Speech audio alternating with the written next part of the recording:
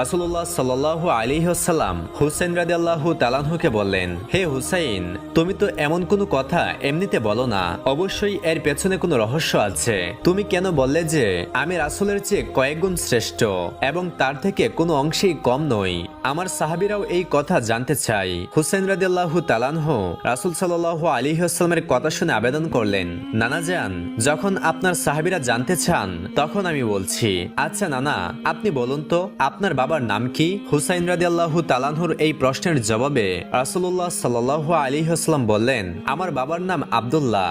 তখন হুসাইন রাদিয়াল্লাহু তাআলা আনহু বললেন, তো নানা যান, আপনার বাবা আব্দুল্লাহ কি জান্নাতে যাবেন? রাসূল সাল্লাল্লাহু আলাইহি ওয়াসাল্লাম জবাব দিলেন, আমি রাসূল হয়েও নিশ্চিতভাবে বলতে পারছি না যে আমার বাবা জান্নাতে যাবেন কিনা। হ্যাঁ, আল্লাহ চাইলে তাকে জান্নাত দান করতে পারেন এবং চাইলে নাও করতে পারেন।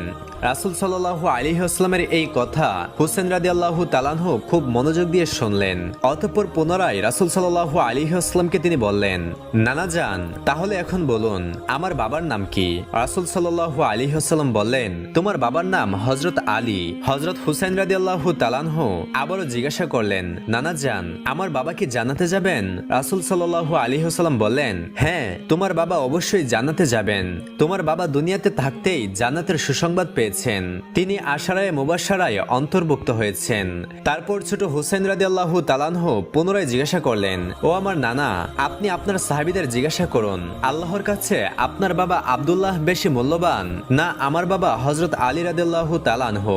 হুসাইনের মুখে এই কথা শুনে রাহমাতুল্লিল আলামিন সারওয়ারে কায়নাত হযরত মুহাম্মদ সাল্লাল্লাহু আলাইহি ওয়াসাল্লামের চোখ থেকে মুক্তার মতো অশ্রু ঝরতে লাগলো। রাসূল সাল্লাল্লাহু আলাইহি ওয়াসাল্লাম তার সাহাবীদেরকে বললেন, হে আমার সাহাবারা, তোমরা শোনো, আমার বাবা আব্দুল্লাহ জান্নাতে যাবেন কিনা এর জামিন আমি রাসূল হয়েও দিতে পারি না, কিন্তু হুসাইনের বাবা আলী দুনিয়াতে থাকতেই জান্নাতের অনুমতি পেয়ে গেছেন। হুসাইনের বাবাকে আল্লাহ রাব্বুল আলামিন কাফেরদের জন্য সিংহ বানিয়ে পাঠিয়েছেন এবং তার জন্য আল্লাহর রাসূল এই কথাগুলো বলেছেন যে তার উপাধি হলো আসাদুল্লাহ গালিব। নিঃসন্দেহে আমার বাবা আব্দুল্লাহর চেয়ে হুসাইনের বাবা আলী রাদিয়াল্লাহু তাআলা আনহুর মর্যাদা ও সম্মান আল্লাহ রাব্বুল আলামিনের কাছে অনেক গুণ বেশি।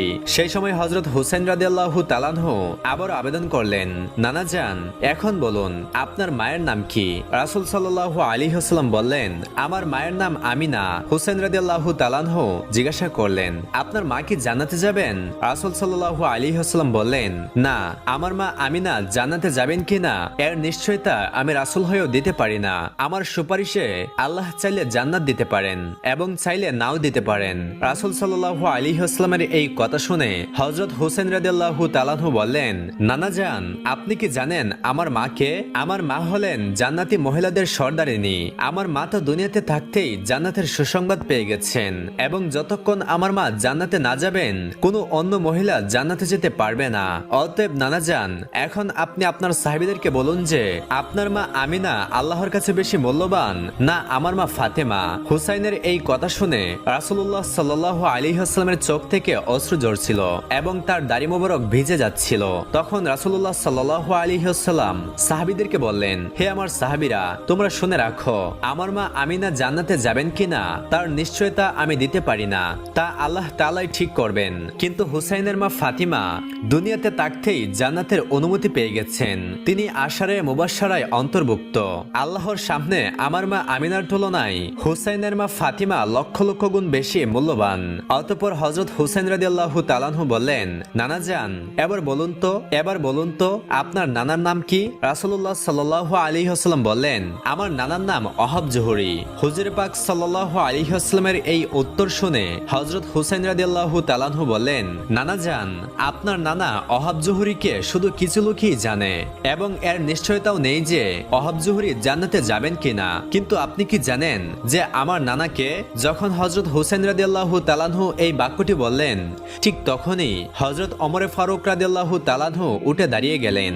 হুসাইনের এই কথা শুনে তিনি আর বসে থাকতে পারলেন না। তিনি বললেন, হে হুসাইন, আমরা সাহাবায়ে কেরাম কখনো এভাবে ভাবিনি তুমি যেভাবে ভেবেছো। তোমার নানার নানা ওহাব জোহরিকে তো মানুষ জানে না, কিন্তু তোমার নানা হযরত মুহাম্মদ সাল্লাল্লাহু আলাইহি ওয়াসাল্লামকে পুরো দুনিয়া জানে। তোমার নানা রাহমাতুল্লিল আলামিন, পুরো সৃষ্টি জগতের জন্য রহমত হয়ে এসেছেন তিনি। যদি তোমার নানা না হতেন তাহলে এই পুরো দুনিয়াও সৃষ্টি হতো না। না। হে হুসাইন, আমি অমর সাক্ষী দিচ্ছি যে তোমার নানার মর্যাদা ও সম্মান আল্লাহ রাব্বুল আলামিনের কাছে ওহদ জোহরের চেয়ে কোটি গুণ বেশি। তোমার নানার শান ও ইজ্জতের সাথে দুনিয়ার কোনো মানুষের তুলনা হয় না। হযরত ওমর রাদিয়াল্লাহু তাআলা আনহুর এই কথা শুনে হযরত হুসাইন রাদিয়াল্লাহু তাআলা আনহু বললেন, ও আমার নানা, যদি বাবার দিক থেকে আমি শ্রেষ্ঠ হই, মায়ের দিক থেকেও যদি আমি শ্রেষ্ঠ হই এবং নানার দিক থেকেও যদি আমি শ্রেষ্ঠ হই, তাহলে আপনি কিভাবে আমার চেয়ে শ্রেষ্ঠ হলেন? এই কথা শুনে রাসূলুল্লাহ সাল্লাল্লাহু আলাইহি ওয়াসাল্লাম উঠে দাঁড়ালেন, নিজের দু হাত দিয়ে তুলে নিলেন, তারপর সাহাবায়ে কেরামদেরকে বললেন, হে আমার সাহাবীরা, একটু দেখো তো সবাই, আমার এই নাতি কি আমার চেয়ে শ্রেষ্ঠ নয়? তখন হযরত ওমর ফারুক রাদিয়াল্লাহু তাআলা আনহু দৌড়ে এলেন এবং রাসূলুল্লাহ সাল্লাল্লাহু আলাইহি ওয়াসাল্লামের হাত থেকে হযরত হুসাইন রাদিয়াল্লাহু তাআলা আনহুকে নিজের কোলে নিলেন। অতঃপর হযরত আলী রাদিয়াল্লাহু তাআলা আনহুকে বললেন, ও আমার ভাই আলী, আমি তো একজন সাধারণ মানুষ ওমর, কিন্তু তুমি তো জ্ঞানী। আল্লাহ রাব্বুল আলামিন তোমাকে অনেক জ্ঞান দান করেছেন, তবুও তুমি কিভাবে এই মাসুম বাচ্চার ঠোঁটে আঘাত করলে? হযরত হুসাইন রাদিয়াল্লাহু তাআলা আনহুকে সাহাবায়ে কেরাম খুব ভালোবাসতেন। রাসূল সাল্লাল্লাহু আলাইহি ওয়াসাল্লাম তাকে অত্যন্ত ভালোবাসতেন। ফেরেশতারাও হুসাইনকে অনেক ভালোবাসতেন এবং স্বয়ং আল্লাহ রাব্বুল আলামিনও হুসাইন রাদিয়াল্লাহু তাআলা আনহুকে ভালোবাসতেন। একদিন রাসূলুল্লাহ সাল্লাল্লাহু আলাইহি ওয়াসাল্লাম মসজিদে নববীতে এক বিশেষ কাজে উপস্থিত ছিলেন। সে সময় তিনি নামাজ আদায় করছিলেন। যখন রাসূলুল্লাহ সাল্লাল্লাহু আলাইহি ওয়াসাল্লাম সিজদায় গেলেন, তখন না জানি কোথা থেকে হযরত হুসাইন রাদিয়াল্লাহু তাআলা আনহু দৌড়ে এসে রাসূলুল্লাহ সাল্লাল্লাহু আলাইহি ওয়াসাল্লামের ঘাড়ে চড়ে বসলেন। রাসূলুল্লাহ সাল্লাল্লাহু আলাইহি ওয়াসাল্লামের পবিত্র মাথায় বাবরি চুল ছিল। হযরত হুসাইন রাদিয়াল্লাহু তাআলা আনহু সেই চুলগুলো ধরে ঘাড়ে বসে বলতে লাগলেন, চল আমার ঘোড়া, চল আমার ঘোড়া, চল। হুসাইন রাদিয়াল্লাহু তাআলা আনহু সে সময় রাসূল সাল্লাল্লাহু আলাইহি ওয়াসাল্লামের সাথে খেলা করছিলেন, যেন রাসূল সাল্লাল্লাহু আলাইহি ওয়াসাল্লাম তার ঘোড়া।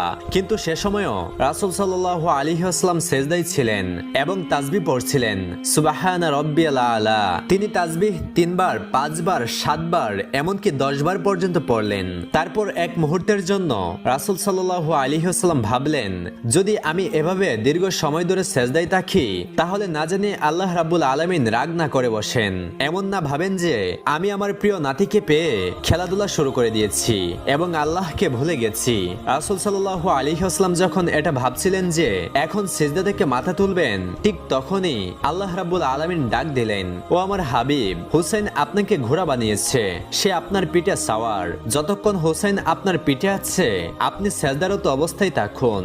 সে সময় রাসূল সাল্লাল্লাহু আলাইহি ওয়াসাল্লাম সিজদারত অবস্থাতেই রইলেন। আরেকটি বর্ণনায় আছে যে একবার রাসূল সাল্লাল্লাহু আলাইহি ওয়াসাল্লাম হযরত হুসাইন রাদিয়াল্লাহু তাআলা আনহুর সাথে খেলা করছিলেন।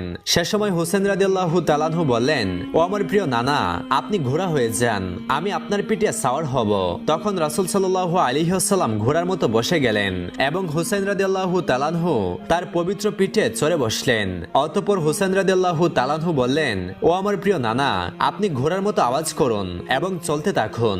সে সময় রাসূলুল্লাহ সাল্লাল্লাহু আলাইহি ওয়াসাল্লাম ঘোড়ার মতো চলতে লাগলেন এবং ঘোড়ার মতো আওয়াজও করতে লাগলেন। হযরত হুসাইন রাদিয়াল্লাহু তাআলা আনহু আবার বললেন, হে আমার প্রিয় নানা, আপনি আবার ঘোড়ার মতো আওয়াজ করুন এবং ঘোড়ার মতো চলতে থাকুন। তখন রাসূল সাল্লাল্লাহু আলাইহি ওয়াসাল্লাম পুনরায় ঘোড়ার মতো হেঁটে আওয়াজ করতে লাগলেন। অতঃপর হযরত হুসাইন রাদিয়াল্লাহু তাআলা আনহু বললেন, হে আমার প্রিয় নানা, আপনি আবারও আওয়াজ করুন। কিন্তু এবার রাসূল সাল্লাল্লাহু আলাইহি ওয়াসাল্লাম লজ্জার কারণে আওয়াজ করলেন না। তিনি ভাবলেন, যদি আমি আবার এমন আওয়াজ করি, তাহলে লোকেরা না জানি কি বলবে। তাই রাসূল সাল্লাল্লাহু আলাইহি ওয়াসাল্লাম তৃতীয়বার আর আওয়াজ করলেন না। তখনই আল্লাহ রাব্বুল আলামিনের নির্দেশে হযরত জিবরাইল আলাইহিস সালাম অবতীর্ণ হলেন এবং আবেদন করলেন, ইয়া রাসূলুল্লাহ, আপনি একবার ঘোড়ার মতো আওয়াজ করেছেন, দ্বিতীয়বারও আওয়াজ করেছেন। এই দুইটি আওয়াজের মাধ্যমে আল্লাহ রাব্বুল আলামিন আপনার অর্ধেক উম্মতের গুনাহ মাফ করে দিয়েছেন। আপনি যদি তৃতীয়বারও ঘোড়ার মতো আওয়াজ করতেন, তাহলে আল্লাহ রাব্বুল আলামিন আপনার পুরো উম্মতের জীবনের সমস্ত গুনাহ মাফ করে দিতেন। সুবহানাল্লাহ, সুবহানাল্লাহ। প্রিয় দর্শক, অন্তত একটিবার কমেন্টে লিখুন সুবহান।